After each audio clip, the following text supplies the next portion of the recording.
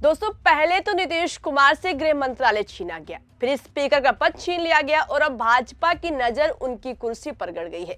कांग्रेस तो पहले से ही कह रही थी कि मुख्यमंत्री बनाने के बाद नीतीश कुमार को धीरे धीरे भाजपा खत्म कर देगी। बीजेपी नीतीश को 5 साल सीएम नहीं रहने देगी। अब कांग्रेस की यही भविष्यवाणी सच साबित होती दिखाई दे रही है। नीतीश कुमार के करीबी संजय झा ने ही उनको साइड करने की बात कह दी है। दोस्तों, यहां तक कि संजय झा ने नीतीश को साइड लाइन करने के लिए किसी और को नहीं बल्कि उनके बेटे निशांत कुमार को आगे किया है, जिससे सियासत में तूफान आ गया है, क्योंकि बाप की कुर्सी पर बेटे को बिठाने की तैयारी हो रही है।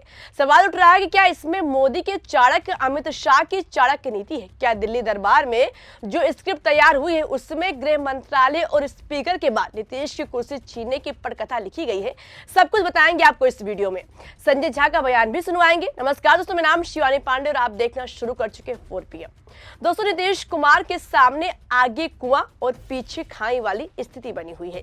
दिल्ली से बैठकर अमित शाह ने पटना में जेडीयू के 2 फाड़ कर दिए हैं। कांग्रेस के वरिष्ठ नेता राशिद अलवी ने शपथ ग्रहण के पहले ही कहा था कि अगर बीजेपी नीतीश कुमार को मुख्यमंत्री बना भी देती है तो वो भी उन्हें पूरे 5 साल तक पद पर नहीं रहने देगी। उन्होंने महाराष्ट्र की राजनीति का हवाला देते हुए बीजेपी की रणनीति पर सवाल उठाया था और उन्होंने कहा था कि अगर बीजेपी महाराष्ट्र में पूरी पार्टी तोड़ सकती है तो 2-4 MLA को तोड़ना उनके लिए बच्चों का खेल है। इसलिए बीजेपी नीतीश को 5 साल पूरे नहीं करने देगी। अब दोस्तों, ये भविष्यवाणी कहीं ना कहीं संजय झा के बयान से सच साबित होती नजर आ रही है।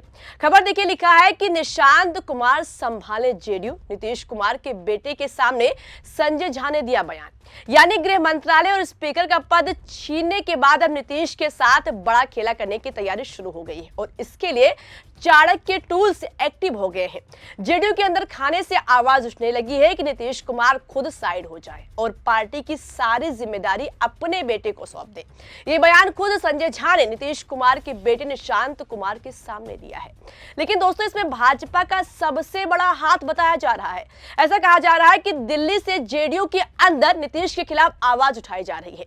हथियार के तौर पर संजय झा को आगे किया गया है। पहले आप संजय झा का बयान सुनिए, फिर आपको बताएंगे कि आखिर नीतीश को हटाकर निशांत को भाजपा क्यों राजनीति में लाना चाहती है। विश्वास है, जनता ने हम पे फिर से भरोसा किया है, विश्वास किया हम पर। पहले भी वादा किया, पिताजी ने पूरा किया। इस बार भी 1 करोड़ का वादा किया, जरूर पूरा करेंगे। मुझे पूरा यकीन है और जनता के विश्वास पे खरा उतरेंगे, मुझे पूरा यकीन। नौकरी रोजगार ऐसा है निशांत जी को पार्टी के लोग, अब पार्टी के शुभचिंतक, पार्टी के समर्थक, अब पार्टी के सब लोग चाहते हैं कि अब आकर के पार्टी में काम करें।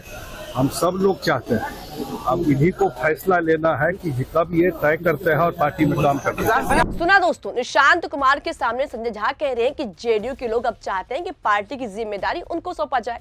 क्यों दोस्तों? इसके पीछे मोदी के चाणक्य अमित शाह का आप खेल समझिए। दोस्तों, संजय झा भाजपा आलाकमान खासकर मोदी और अमित शाह के बहुत ही करीबी माने जाते हैं। पहले संजय झा बीजेपी में ही थे, बाद में वो बीजेपी छोड़कर जेडीयू में आ गए और आपको याद होगा कि जब नीतीश कुमार शपथ से पहले विभागों के बंटवारे और अपने नाम के ऐलान पर अड़े थे, राजभवन से बिना इस्तीफा दिए वापस लौट आए थे, तब रात में ही अमित शाह ने स्पेशल चार्टर्ड प्लेन भेजकर संजय झा और ललन सिंह को दिल्ली तलब किया था। यहां तक कि घंटों तक मीटिंग हुई थी, उसके बाद बात बन गई थी।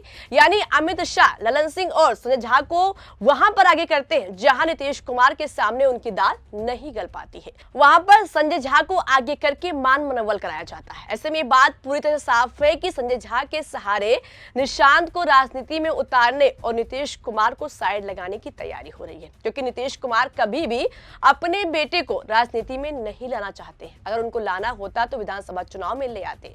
उस वक्त जेडीयू में यह मांग भी साफ तौर पर उठने लगी थी कि निशांत कुमार को पॉलिटिक्स में एंट्री दी जाए और उनके नाम पर चुनाव लड़ा जाए। लेकिन बातें सिर्फ बातें ही रह गई। ना तो कभी नीतीश कुमार ने इस पर कुछ कहा और ना ही निशांत कुमार ने।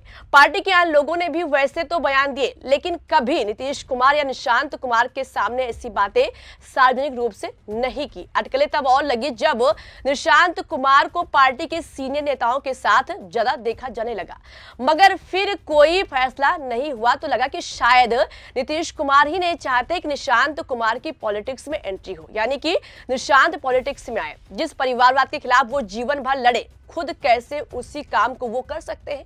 नीतीश कुमार लंबे समय से वंशवाद के खिलाफ मुखर रहे हैं। यही वजह है कि उन्होंने कभी अपने बेटे को चुनाव नहीं लड़ाया, अपने परिवार को राजनीति से दूर रखा। लेकिन अब जेडीयू के भीतर ही राय बन रही है कि पार्टी की जिम्मेदारी निशांत को दी जाए, उनकी राजनीति में एंट्री कराई जाए। अब दोस्तों, अगर निशांत कुमार जेडीयू की जिम्मेदारी संभालते हैं तो इससे भाजपा के हाथ में पावर पूरी तरह से आ जाएगी, क्योंकि निशांत कुमार राजनीति में कच्चे रहेंगे, उनके पास ज्यादा अनुभव नहीं है। अमित शाह का एक तीर से दो निशाने वाला गेम भी सेट हो जाएगा। एक तो नीतीश कुमार को हटाकर उनकी राजनीति से विदाई कर दी जाएगी, यानी नीतीश कुमार संन्यास ले लेंगे। दूसरा, निशांत के आने से मुख्यमंत्री की कुर्सी भाजपा के पास चली जाएगी, क्योंकि जब निशांत कुमार को राजनीति की अच्छी समझ नहीं रहेगी तो उनको मुख्यमंत्री कैसे बनाया जा सकता है। ऐसे में कयास लगाया जा रहा है कि ऐसे हालातों में भाजपा जेडीयू को 2 डिप्टी सीएम का पद दे देगी और खुद मुख्यमंत्री का पद ले लेगी। इससे भाजपा का बिहार में अपना सीएम बनाने का सपना पूरा हो जाएगा। दूसरा, नीतीश का कोई भरोसा नहीं कि कब पलटी मार ले, इसलिए चाणक्य जी का नया प्लान है कि नीतीश कुमार को हटाना है तो निशांत को आगे करना होगा। हालांकि जो नीतीश कुमार परिवारवाद के खिलाफ है, क्या वो इस पर राजी होंगे, देखने वाली बात होगी। सवाल उठ रहा है कि जब जेडीयू के लोग चाहते हैं कि निशांत पार्टी का कार्यभार संभाले तो क्या नीतीश कुमार राजी हो जाएंगे। इस पर निशांत ने खुलकर कुछ नहीं कहा, मगर जेडीयू के कार्यकारी अध्यक्ष संजय झा ने खुलकर कह दिया है, वो भी निशांत कुमार के सामने। निशांत कुमार पत्रकारों को बता रहे थे कि उनके पिता ने जैसे पीछे नौकरियां दी हैं, वैसे इस बार भी नौकरी देंगे और जनता का विश्वास जीतेंगे। तभी पास खड़े संजय झा ने तपाक से कह दिया कि जेडीयू के कार्यकर्ता और नेता सभी चाहते हैं कि निशांत कुमार पार्टी में काम करे और इसे आगे बढ़ाए। जाहिर है कि निशांत के सामने ये बयान संजय झा ने किसी न किसी से चर्चा करके ही दिया होगा। जितना संजय झा ने ये बयान देकर चौंकाया है, उतना ही निशांत कुमार के रिएक्शन ने चौंकाया है। वो बगैर कोई जवाब दिए आगे बढ़ गए। इससे लगता है कि कार्यकर्ता और पार्टी के सीनियर नेता भी निशांत को अपनाने के लिए तैयार है, मगर नीतीश कुमार तैयार नहीं है। अगर वो तैयार होते तो चुनाव में ही उन्हें लॉन्च कर देते। एक तरफ तो नीतीश कुमार खुद निशांत को राजनीति में नहीं लाना चाहते, तो दूसरी तरफ संजय झा चाहते हैं कि नीतीश कुमार की जगह उनके बेटे निशांत कुमार जेडीयू को संभाले। हालांकि ये तो तय नीतीश कुमार और निशांत ही करेंगे कि उनकी एंट्री कब और कैसे होगी, लेकिन एक चीज साफ है कि नीतीश कुमार इतनी आसानी से राजनीति से संन्यास नहीं लेंगे जब तक उनको कोई बड़ा पद नहीं मिलेगा। लेकिन सबसे बड़ा सवाल है कि क्या संजय झा का ये बयान भाजपा के इशारों पर आया है, क्योंकि इन दिनों संजय झा अमित शाह के ज्यादा चहेते हैं। दोस्तों, इस पर आपको क्या लगता है, कमेंट करके हमें जरूर बताइएगा। वीडियो पसंद आई तो लाइक और शेयर करना मत भूलिएगा। देखते रहिए 4 PM। नमस्कार।